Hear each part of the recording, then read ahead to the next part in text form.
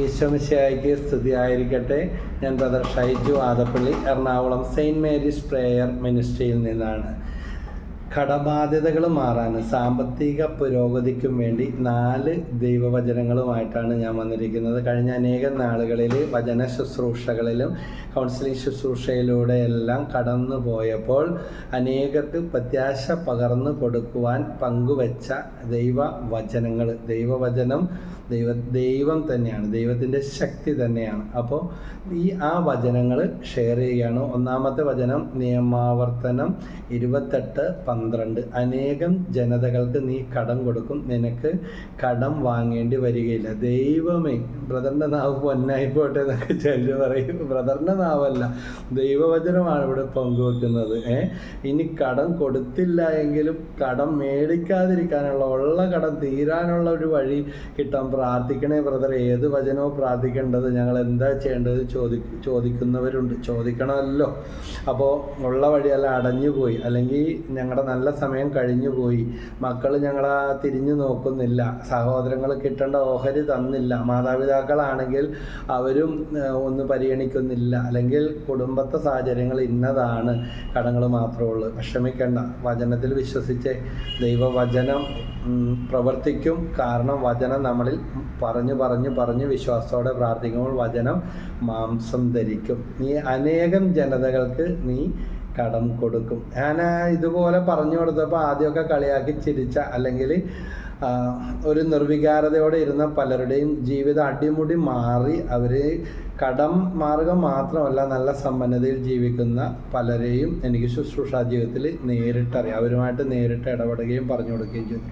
അപ്പോൾ അനേകം ജനതകൾക്ക് നീ കടം കൊടുക്കും, ഞാൻ കടം കൊടുക്കും, അങ്ങനെ പറഞ്ഞ് പ്രാർത്ഥിച്ച് എന്നാൽ വേഗം 2 ലക്ഷം രൂപ എടുക്കുമെന്ന് പറയും.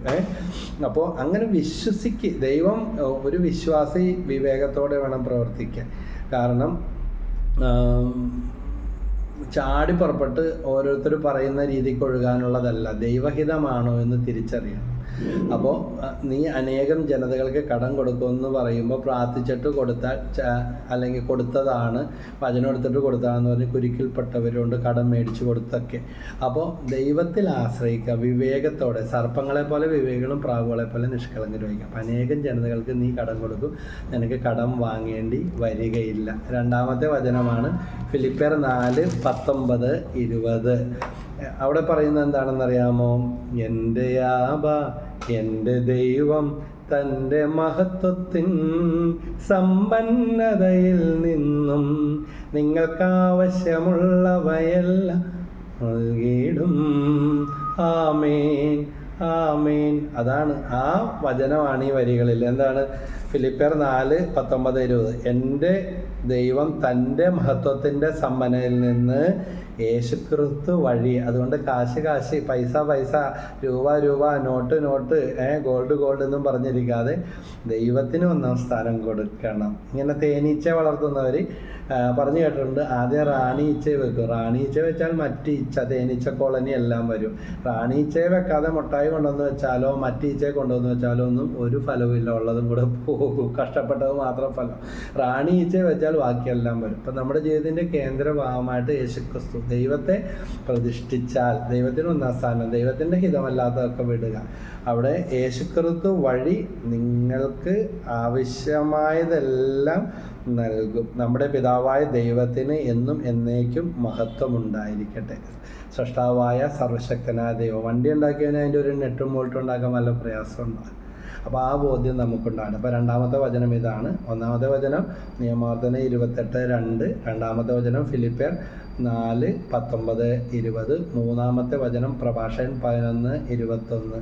ദരിദ്രനെ സമ്പന്നനാക്കാൻ കർത്താവിന് ഒരു നിമിഷം മതി.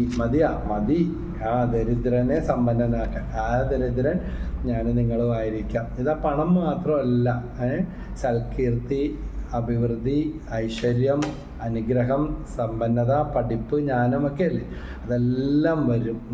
ദരിദ്രനെ സമ്പന്നനാക്കാൻ കർത്താവിന് ഒരു നിമിഷം മതി. ഈ ബോധ്യം എനിക്കും നിങ്ങൾക്കും ഉണ്ടാകണം. ഒരു നിമിഷം മതി. ഇത് വിശ്വസിക്കണം. പ്രഭാഷകൻ 11:21-22 കൂടെ വായിച്ചു. പാപിയുടെ നേട്ടങ്ങളിൽ അസൂയ വേണ്ട. കർത്താവിൽ ശരണം വെച്ച് നിന്റെ ജോലി ചെയ്യുക. ദരിദ്രനെ സമ്പന്നനാക്കാൻ കർത്താവിന് ഒരു നിമിഷം മതി. കർത്താവിൻ്റെ അനുഗ്രഹമാണ് ദൈവഭക്തന് സമ്മാനം. അത് ക്ഷണനേരം കൊണ്ട് പണിയുന്നു. വിചാരിക്കാത്ത, അല്ലെങ്കിൽ എടുത്തോ പിടിച്ചോ എന്നും പറഞ്ഞ് കയറി വരും. എപ്പോഴാണ് വരുന്നതെന്ന് അറിയില്ല. അതുകൊണ്ടാണ് ഒരു കാത്തിരിപ്പും പ്രാർത്ഥന കൊണ്ടാണ്. മൂന്നാമത്തെ അടുത്ത വചനമാണ് സഭാപ്രസംഗൻ 6:2. ഒരുവൻ ആഗ്രഹിക്കുന്നതിൽ ഒന്നിനും കുറവ് വരാത്ത വിധം ദൈവം അവന് ഐശ്വര്യവും കീർത്തിയും നൽകുന്നു. ഒരുവൻ ആഗ്രഹിക്കുന്നതിൽ, വളരെ പവർഫുള്ളായിട്ടുള്ള വചനമാണ് കേട്ടോ. സഭാപ്രസംഗൻ 6:2. ഒരുവൻ ആഗ്രഹിക്കുന്നതിൽ ഒന്നിനും കുറവ് വരാത്ത വിധം ദൈവം അവന് സമ്പത്തും ഐശ്വര്യവും കീർത്തിയും നൽകുന്നു. പൈസ മാത്രം ഉണ്ടായതുകൊണ്ട് കാര്യമില്ല. ചിലർ പറയും കുറേ പൈസ ഉണ്ട്, എന്ത് പ്രയോജനം എന്ന് പറയും. ചിലരൊക്കെ പറയാറുണ്ട്, ബ്രദറെ പൈസയും ഉണ്ട് എല്ലാം ഉണ്ട്, പക്ഷേ സമാധാനമില്ല, സന്തോഷമില്ല എന്ന്. അപ്പോൾ ഇപ്പോൾ അല്പം മുമ്പ് ഞാൻ ഈ വീഡിയോ ചെയ്യുന്നതിന് മുമ്പ് ഒരു സഹോദരി വിളിച്ചിട്ട് പറഞ്ഞു, രണ്ടുപേരും വർഷങ്ങളായിട്ട് വിദേശത്ത് ജോലി എടുക്കുകയാണ്, പക്ഷേ ഒരു സന്തോഷം, ഒരു സംതൃപ്തി ജീവിതത്തിലില്ല. മരം പോലെ ജീവിക്കുകയാണ്. ഒന്ന് തമ്മിൽ നോക്കിയാൽ പോലും വെറുതെ പൊട്ടിത്തെറിയാണ്. ഒരു സ്നേഹമോ വാത്സല്യമോ ഒന്നുമില്ല. അപ്പോൾ സമ്പത്തും ഐശ്വര്യം എന്ന് പറഞ്ഞാൽ ഈശ്വരൻ, ദൈവം കൂടെ വസിക്കുന്ന അവസ്ഥയാണ്. ചിലരൊക്കെ പറയും ഒരു ഐശ്വര്യമില്ല ബ്രദറെ എന്ന് പറയും. കീർത്തിയും നൽകുന്നു. സൽപ്പേരുണ്ടല്ല, ബാക്കി എല്ലാ സമ്പത്തിനേക്കാൾ മേലെയാണത്. അപ്പോൾ അഭിവൃദ്ധി, ഉയർച്ചയും അനുഗ്രഹങ്ങളെല്ലാം തരും. ഞാൻ ഈ വചനങ്ങൾ സ്വന്തം ജീവിത അനുഭവത്തിൽ അനുഭവിച്ചറിഞ്ഞതും മറ്റുള്ളവരോട് പറഞ്ഞു കൊടുത്തും പ്രാർത്ഥിച്ചും എൻ്റെ വചന ശുശ്രൂഷയിൽ 35 വർഷമായിട്ട് അപ്പച്ചൻ്റെ കള്ളുകൂടി മാറാൻ വേണ്ടി, കള്ളാണേലും കുഴപ്പമൊന്നുമല്ല, കുഴപ്പം തന്നെയാണ്. വെള്ളം പോലും കൂടാതെ ഏറ്റവും ഡോസ് കൂടിയ മദ്യങ്ങളൊക്കെ കഴിച്ചിരുന്ന, മരിക്കട്ടെ എന്നും പറഞ്ഞ് എന്നാൽ മരിക്കൂല ജീവിക്കുമല്ലോ, വൈദ്യശാസ്ത്രം കൈയൊഴിഞ്ഞ അവസ്ഥയിൽ നിന്ന് നശിച്ചു വെണ്ണീറായി. മദ്യപാനി കീറത്തുണി കൊടുക്കും, മദ്യപാനി മാത്രമല്ല വീട്ടിലുള്ളവരും. അപ്പോൾ അങ്ങനെയുള്ള അവസ്ഥ, അല്പകാര്യങ്ങൾ അവഗണിക്കുന്ന അല്പാൽപമായി നശിക്കുന്ന പ്രഭാഷകം 19 പറയില്ല. അതുപോലത്തെ അവസ്ഥ. ഇനി നശിക്കാനും ചീത്തപ്പേരുണ്ടാകാനും നാണം കെടാനും ഒന്നുമില്ലാത്ത അവസ്ഥയാണ്. പക്ഷേ ആ സമയത്താണ് വചനം കേട്ട് ധ്യാനമൊക്കെ കൂടി അന്ന് തൊട്ട് വചനം പ്രാർത്ഥിക്കാനും പഠിക്കാനും ഒക്കെ പ്രാർത്ഥിക്കാൻ തുടങ്ങിക്കഴിഞ്ഞപ്പോൾ ദൈവത്തിൻ്റെ കൃപ നമ്മുടെ ജീവിതത്തിൽ മാത്രമല്ല, നമുക്ക് മറ്റുള്ളവർക്ക് കൂടെ നമ്മൾ അനുഭവിക്കുന്ന ദൈവസ്നേഹം പങ്കുവെച്ചു കൊടുക്കാൻ, ആ ശുശ്രൂഷ ചെയ്യാൻ സാധിക്കുന്നു. അപ്പോൾ ഈ ബോധ്യത്തിൽ കിട്ടിയ ഈ 4 വചനങ്ങൾ മറക്കരുത്. നിയമാവർത്തനം 28:12, ഫിലിപ്പിയർ 4:19-20, പ്രഭാഷകൻ 11:21-22, സഭാപ്രസംഗൻ 6:2. ഈ വചനത്താൽ ഐശ്വര്യവും കീർത്തിയും നൽകുന്നു. ഈ വചനത്താൽ അവന് സമ്പത്തും ഐശ്വര്യവും കീർത്തിയും നൽകുന്നു. Hallelujah, hallelujah, hallelujah. കർത്താവേ, ഈ പ്രോഗ്രാം കേൾക്കുന്ന, വചനം കേൾക്കുന്ന കുടുംബം ഇപ്പോൾ വലിയ കടബാധയിലും എല്ലാം ഉണ്ടായിട്ടും അനക്കാനോ അനുഭവിക്കാനോ പറ്റാത്ത അവസ്ഥയിലൊക്കെ ആയിരിക്കാം. യോഹന്നാൻ 11:44 വചനത്തിൻ്റെ അവസ്ഥയാൽ രൂപിയാൽ കർത്താവേ, അവൻ്റെ കെട്ടുകൾ അഴിയട്ടെ. സാമ്പത്തിക മേഖല തുറന്നു കൊടുക്കണമേ, പുതിയ വഴികൾ തുറന്നു കൊടുക്കണമേ, ബിസിനസ്സിൽ ഉയർച്ച കൊടുക്കണമേ, താളം തല്ലലുകളെല്ലാം എടുത്തു മാറ്റണമേ. കർത്താവേ, ധാരാളം ബിസിനസ്സില്ലാത്തവർ അഭിവൃദ്ധിക്ക് വേണ്ടി പ്രാർത്ഥിക്കുന്നു. ജോലി പഠിച്ചതനുസരിച്ച് കിട്ടാത്തവർക്ക് വേണ്ടി പ്രാർത്ഥിക്കുന്നു. ഇവർക്ക് ഐശ്വര്യം കൊടുക്കണമേ, പ്രത്യാശ വർദ്ധിപ്പിക്കണേ. ഞങ്ങളിൽ പലർക്കും മടുപ്പാണ്, ശരിയാകാൻ പോകുന്നില്ല, ഇത്രയും താമസം വന്നു, വലിയ ഗ്യാപ്പ് വന്നു പോയി, ഇനി ശ്രമിച്ച വഴികളെല്ലാം അടഞ്ഞുപോയി, ഇനി എങ്ങനെ ശരിയാകണം? ഈ ചിന്തകൾ യേശുനാമത്തിൽ മാറിപ്പോകട്ടെ. ഇവരുടെ ഹൃദയങ്ങളെ അങ്ങ് തൊടണമേ.